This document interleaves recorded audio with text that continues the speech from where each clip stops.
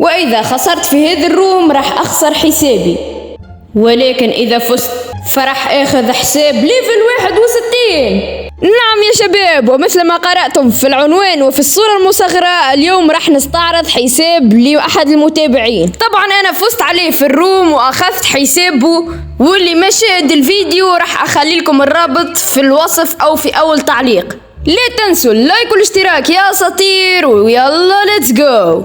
اول شي راح ندخل له هو ملف التعريف، واول شي راح نشاهده هو انه ليفل الحساب هو 61 وعنده 6125 لايك، ورتبته الهيرو ويك في الرانكد، والالماس 2 في الكلاس سكواد. بالنسبة للكلاس سكواد هو طالع 3 مرات هيرو ومرة جراند ماستر، وفي الرانكد عنده 3 مرات هيرو بس. لحظة جالسين تشوفوا في اللي انا اشوف فيه، كاتب انه حسابه انسرق. والله ما سرقته، انا فزت عليك بجدارة يعني في الروم واخذت الحساب. ليش تقول حسابك انسرق؟ والحين خلينا نسوي نظرة عامة عن الحساب. بالنسبة للنمط الفردي فهو لعب 387 جيم و19 انتصارات و609 قتالات، ونسبة الهيت شوت 58%. في النمط الثنائي لعب 467 جيم و23 انتصارات و549 كيل، ونسبة الهيت شوت 51%. واما في السكواد فهو لعب 551 جيم و56 انتصارات وجايب 700 كيل، ونسبة الهيت شوت 47%. في الكلاس سكواد لعب 2872 جيم و1395 انتصارات وجايب 10443 قتالات، ونسبة الهيت شوت 62%، ودرجة الفخر 100. ولكن الشيء اللي حيرني في هذا الحساب مو سكنات وهو الأسلحة أو اللايكات، الشيء اللي حيرني انه هو صديق مع المطور بيدرو. المطور بيدرو نفسه بعث له طلب صديقة. شوفوا هذا هو المطور بيدرو. ايوه، حتى لما نعمل فحص للحساب والله انه المطور بيدرو. ما اعرف كيف المطور بيدرو بعث له طلب صديقة، بس خلينا من المطور بيدرو. الحين راح ننتقل للشخصيات. مثل ما تشوفوا كل الشخصيات عنده في هذا الحساب. اذا شفتوا شخصية ما عنده اوكي هذه الشخصية ما عنده، بس المهم انه عنده كثير شخصيات. الحين ننتقل للأسلحة. الحين تقولوا لي ليش انتقل للأسلحة؟ خلينا نشوفوا السكنات، بس انا راح اخليكم سكنات لاخر شيء عشان راح تنصدموا من كمية سكنات في هذا الحساب. انا لو كان عندي هذا الحساب ما كنت راح اعطيه لاي شخص طبعا الا اذا كان فاز عليه في الروم. اوكي، الحين خلينا نستعرض الاسلحة على السريع.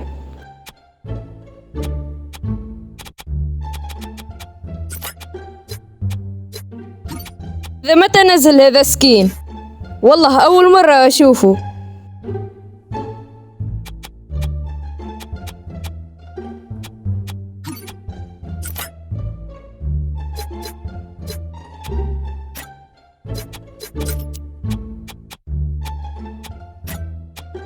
مثل ما تشوفوا يا شباب عنده سلاح اليو ام بي المتطور ليفل 4. الحين عرفت ليش لعبوا اسطوري باليو ام بي. المهم خلينا نكملوا الاستعراض.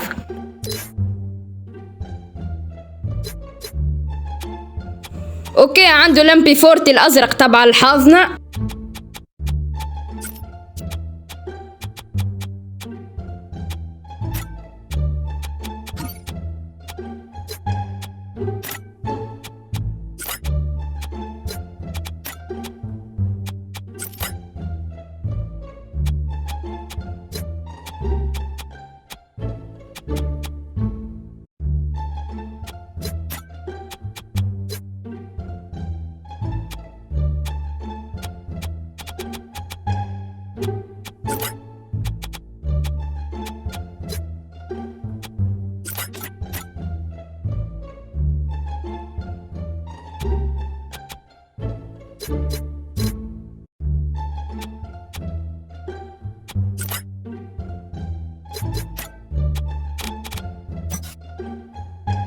الحين راح نستعرض الحقائب.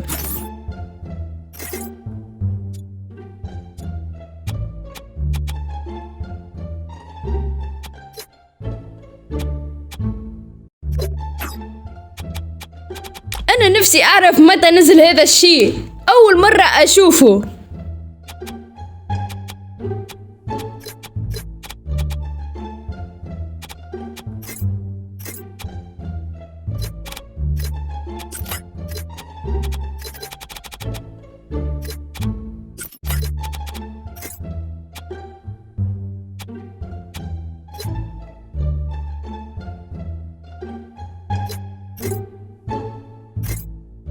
الحين شوفوا كم عنده من مخطط. عنده خزنة كاملة تبع مخططات.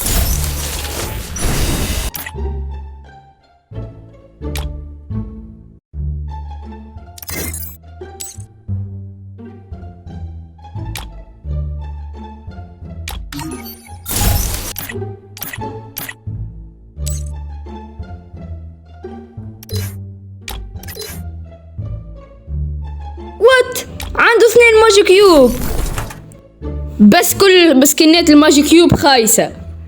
الحين اللحظة الحاسمة، راح استعرض سكنات.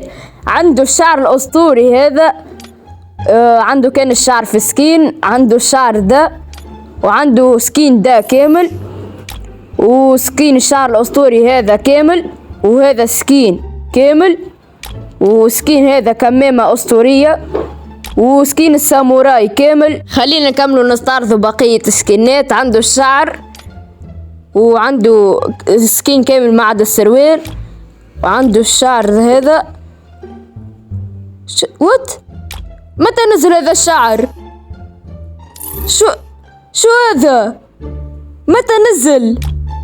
والله أول مرة أشوفه. عنده شعر الفاير باس هذا، ودول نفس الفاير باس اتوقع. اوكي هذا تبع فاير باس. الحين عنده الشعر ده. اوكي عنده سكين كامل، وعنده رأس الصلعة اسطوري. ما اقدر احكي لكم كل اشي واسمه، راح اسرع الفيديو.